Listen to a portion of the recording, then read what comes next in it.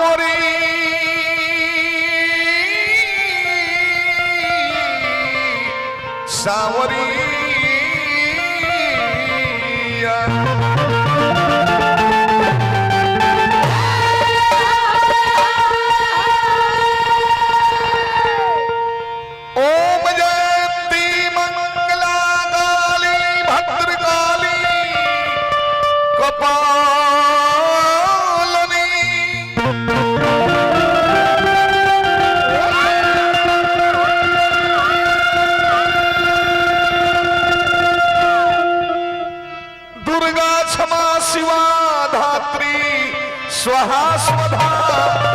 नमोस्तुते।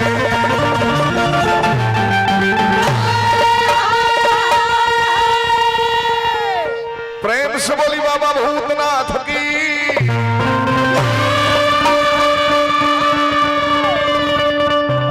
श्री गणेश जी भगवान की,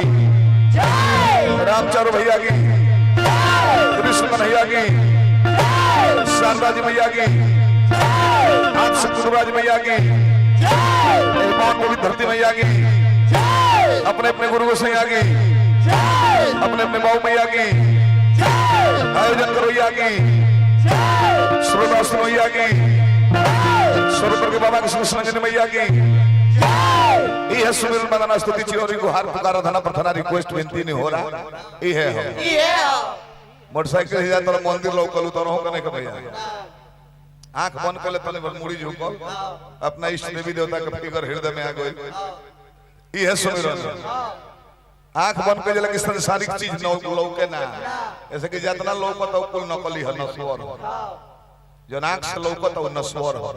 चाहे आदमी हो तो धरती हो के तो पेड़ पौधा हो के तो सब नस्वर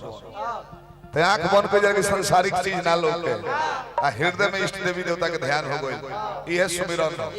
अभी ना जो पंडाल में अगरबत्ती दिखाओ तो दुर्गा जी के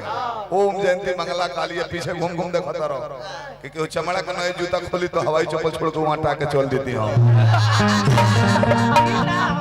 तो उतारा सुमिरन को ले कौन फायदा नहीं। मेन हलुक लगा था वोल्टेज कम बात तो हम ना जनरेटर बने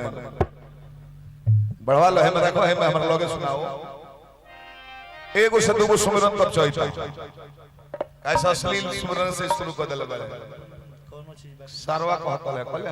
जो कि उद्घोषण करता महाराज मना कहले बोले कि कुली नहीं कहे तब तू मान नहीं कर सकता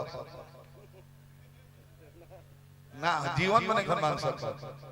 क्रिया खेले बड़े दुर्गा जी के जे सलील गा दे तो ये आत्महत्या को दिया ले धुन में चले